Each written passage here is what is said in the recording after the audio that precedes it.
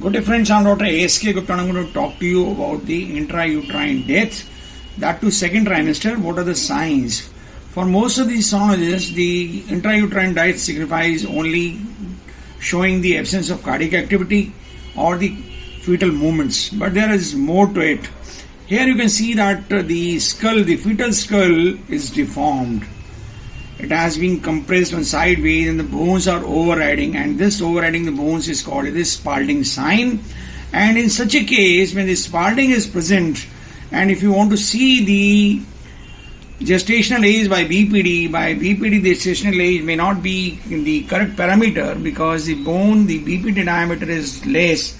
In such cases, the head circumference might be more important for the diagnosis of the gestational age by ultrasound examination. So the correct parameter in such cases would be the femoral length, because femoral length is a bone and it does not decrease after the death of the fetus. It does not get deformed.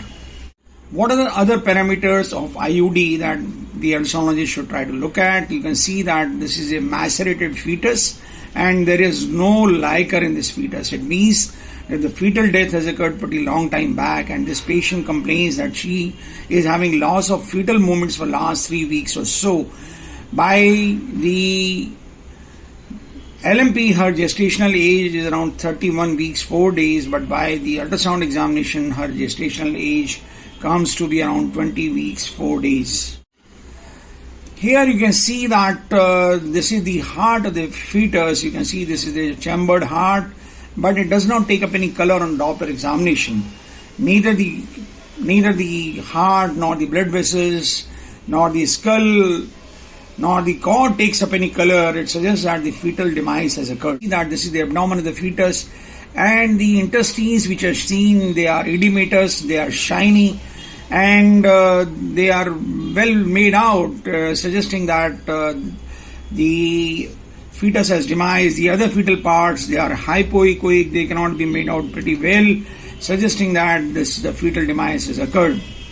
Because there is loss of fetal tissue all around, there is loss of around, the bones become prominent and they become much more visible and they become hyperechoic, suggesting that this is another feature of IUD in these patients. And the intestines may show punctate sort of hyperechogenicity, suggesting the fetal demise.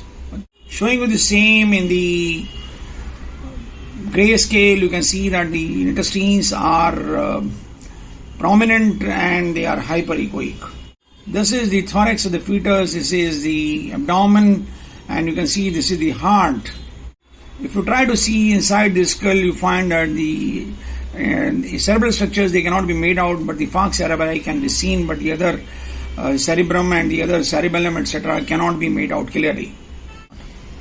Here you can see that this is the internal os and the cephalic presentation. Both the things. This is a very important view in which you can see that it is a cephalic presentation and the os is nearly 0.74 centimeters.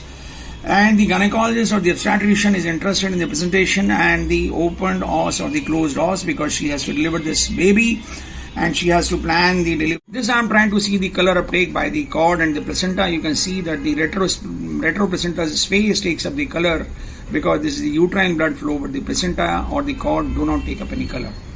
This I am trying to look at the cross section of the abdomen or the axial section of the abdomen, and I find that I can't make a proper section. The anterior wall of the abdomen cannot be distinguished properly, and it appears that the omphalocele was there, and this was probably the cause of death of this fetus.